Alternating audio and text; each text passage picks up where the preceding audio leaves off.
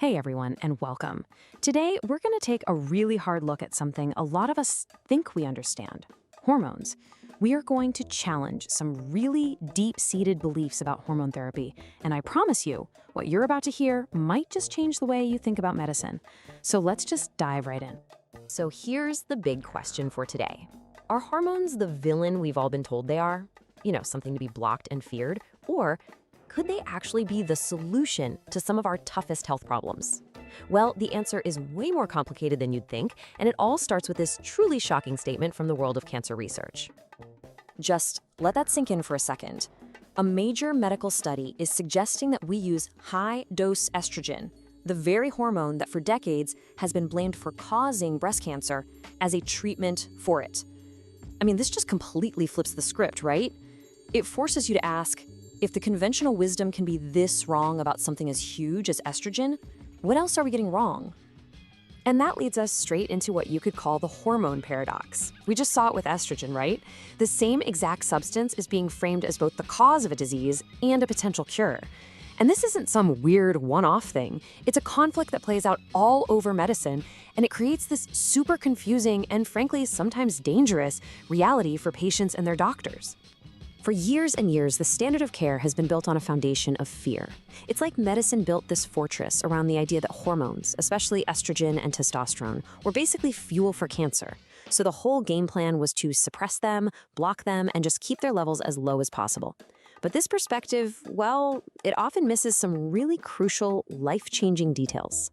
To see just how deep this confusion really goes, let's look at one of the most glaring examples out there: progesterone. The problem is, for a long time, the medical world has been treating two completely different substances as if they're the same thing. And the results of that mix-up? They've been dangerously misleading. And boom, this slide shows you the whole problem in a nutshell. On one side, you've got synthetic progestins. These are lab-created chemicals often used in old-school hormone replacement therapy.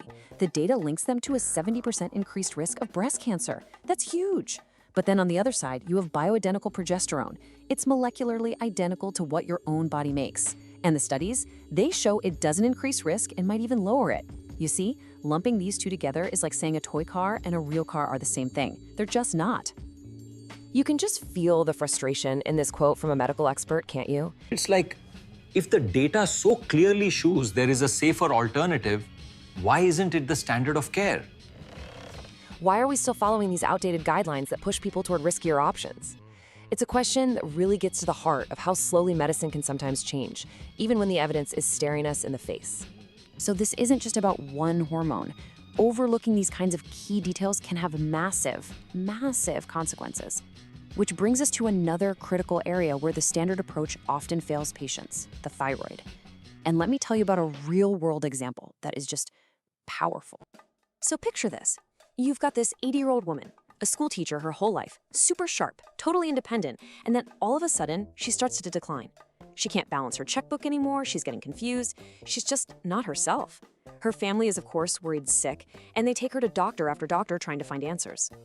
And after all the standard tests, the doctors come back with this devastating verdict: Alzheimer's. They tell the family to basically just take her home, that her condition is irreversible, and that this is her new reality. A completely heartbreaking and seemingly final diagnosis. But here's the thing. Her children, they just refused to accept that. No, you're wrong. She doesn't have it. It's just stress. She'll be fine. But the doctor said, we have to face this. They brought her in for one last opinion, thinking, what if everyone missed something? They had this little hunch that maybe it was her thyroid, but every single doctor had told them her thyroid tests were perfectly normal. And this is why everyone missed the real issue. The doctors only looked at TSH, that's the standard screening test, and hers was 3.0, which is smack in the middle of the normal range. But what they failed to check was her free T3. That's the active thyroid hormone that your cells actually use for energy. And hers, it was 1.2. Critically, dangerously low. Her brain was literally starving for energy. And the result of getting the right diagnosis? Well, it was nothing short of a miracle.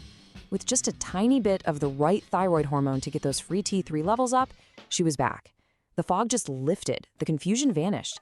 In 3 days, that vibrant, intelligent school teacher was back, all because someone finally looked beyond the standard normal test. Now, this incredible story isn't just about one patient or one missed test. It points to a much, much bigger systemic issue in medicine. This resistance to changing what's always been done, even when there's brand new evidence on the table. This quote really gets to the psychological core of the problem. It's just human nature, right? We don't like information that challenges what we've been taught, what we believe. And in medicine, that can become this huge obstacle to progress. And there's actually a name for this. It's called confirmation bias. It's the reason a doctor who was trained to believe that TSH is the only test that matters will just dismiss a patient's symptoms if that one number looks fine. They unconsciously filter out any information, even the struggling patient right in front of them, that doesn't fit with what they already know to be true. And here is why this is so critical. When the entire medical playbook is built on old, incomplete, or just plain flawed research, like lumping progestins and progesterone together, confirmation bias acts like a concrete wall. It literally prevents new, potentially life-saving information from getting through because accepting it would mean admitting that maybe, just maybe, what we've been doing all these years was wrong. So we'll leave you with this thought. At the end of the day, whether it's this wild idea that estrogen could actually fight cancer, or something as simple as demanding a more complete thyroid panel, the standard of care is not always the best care. It really requires all of us to look deeper and start asking better questions, because the right answer for you is so much more important than the one that's just been accepted for decades. If this explainer has you questioning things and you want to learn more about a proactive, evidence-based approach to your health, please make sure you subscribe and follow for more deep dives into these really crucial topics. Thanks so much for watching this Within You Health production.